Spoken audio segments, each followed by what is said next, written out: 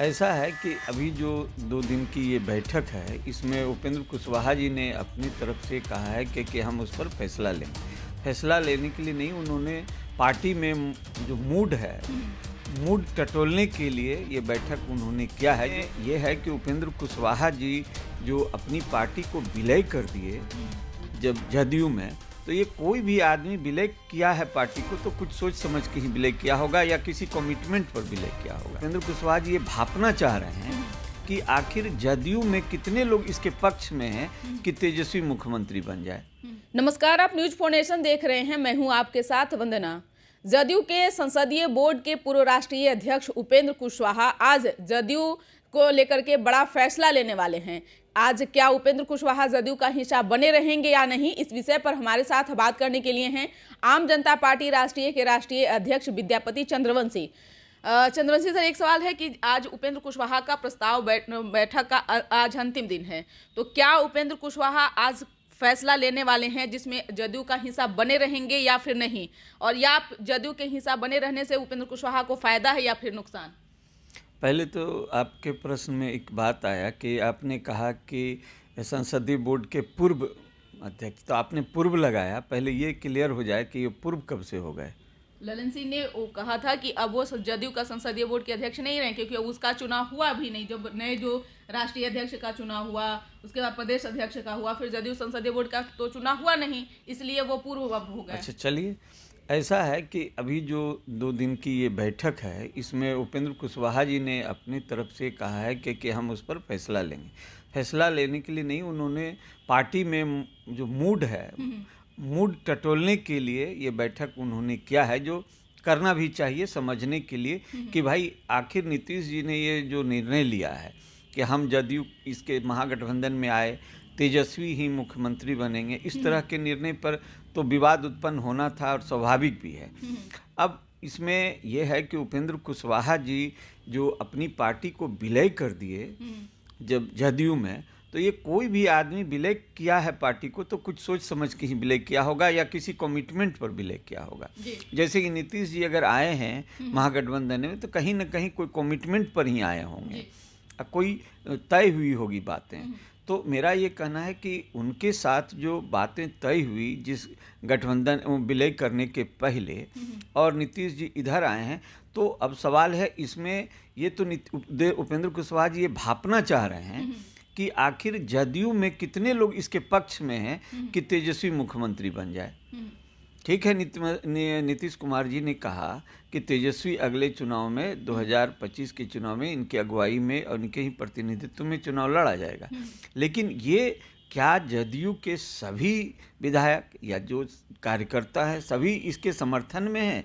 इसी को टटोलने के लिए ये बैठक उपेंद्र कुशवाहा, जैसा मैं जहाँ तक समझ सकता हूँ। तो यह भी बनता है ना कि उपेंद्र कुशवाहा ने साफ साफ कह दिया कि नीतीश कुमार आरजेडी के साथ जो गठबंधन किए हुए हैं जनता स्वीकार नहीं कर रही है, और इसी का भुक्तभोगी जो है वो नीतीश कुमार अभी बने हुए हैं। लेकिन बीजेपी को लेकर के भी जो कयास लगाया जा रहा था उस पर भी उपेंद्र कुशवाहा ने विराम लगा दिया। उन्होंने कहा कि हम मर जाना पसंद करेंगे लेकिन बीजेपी में शामिल नहीं होंगे।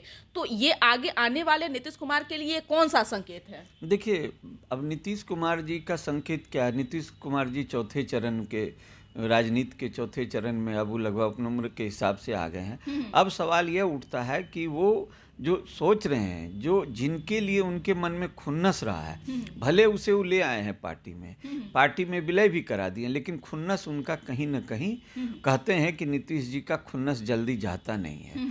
भले ऊपर से दिखे कि हम जो है सब ऐसा उनके क्रियाकलाप से भी लगता है। तो उपेंद्र कुशवाहा जी इसे भांपने में जो भी किए अनुभवी हैं, लेकिन जो भी लगा हो समय, लेकिन ये समझने का विषय है कि आखिर नीतीश जी चाहते क्या हैं। वो नीतीश जी कभी भी उपेंद्र कुशवाहा को मुख्यमंत्री के रूप में वो नहीं चाहते हैं, ऐसा तो मेरा व्यक्तिगत ये राय है।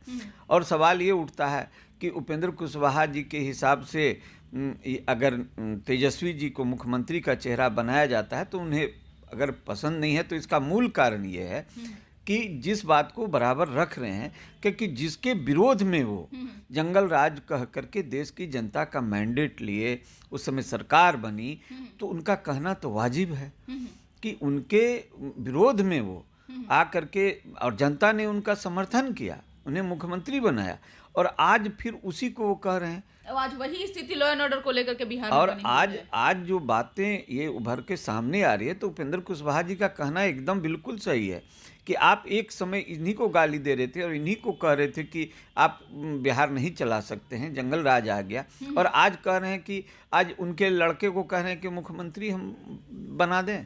तो सवाल यह है, न अनुभव है न राजनीतिक अनुभव है। तो कहने का मतलब यह है कि ये तो नीतीश जी का जो फैसला है वो किसी भी राजनीतिक दल को, और जो परिपक्व लोग हैं जो राजनीति में उम्र गुजारे हैं, समय दिए हैं, वो कोई इसके लिए सहमत नहीं होंगे कि एक जो है 30 वर्ष का लड़का जो जिसका 4 साल का अनुभव है उसे आज मुख्यमंत्री बना दिया जाए राज्य का। इसलिए वो आज ये चीज़ उभर के सामने आएगी, और आप देखिएगा कि लोग भले कुर्सी के लालच में, लोभ में नीतीश जी का विरोध नहीं कर सकें, लेकिन अंतरात्मा में नीतीश जी का विरोध चल रहा है, जैसा जहाँ तक मुझे जानकारी है। पार्टी के लोग भी अब नहीं चाह हाँ, अंदर से जदयू में भी विरोध चल रहा है, लोग नहीं चाह रहे हैं, लेकिन नीतीश जी के प्रभाव से, कुर्सी के लालच से ये सब वो हाँ अपने में दबा करके सामने नहीं आ एक रही। सवाल अभी है कि जितना मांझी भी इन दिनों लगातार नीतीश कुमार के खिलाफ बोलना शुरू किए हैं। समाधान यात्रा से ही उन्होंने शुरुआत कर दिया था और अब अपने बेटे को आगे कह रहे हैं कि अब मुख्यमंत्री के तौर पर हमारा बेटा भी बन सकता है, उसमें भी वो सारा खूबी है। लेकिन उत्तराधिकारी के तौर पर नीतीश कुमार तेजस्वी यादव का नाम लेते रहे हैं, तो ये किस तरह की राजनीति अभी हो रही है बिहार में?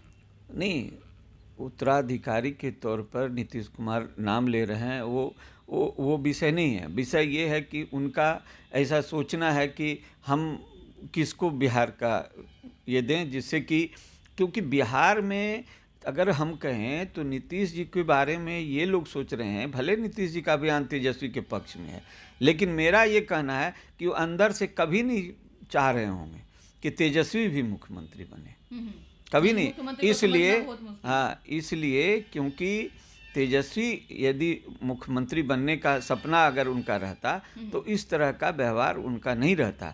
वो कहीं न कहीं इस तरह का नहीं चाह रहे हैं, और वो जानते हैं कि हम भारत में प्रधानमंत्री का जो सपना ये लोग हमको दिखा रहा है उसको भी वो बढ़िया से समझ रहे हैं।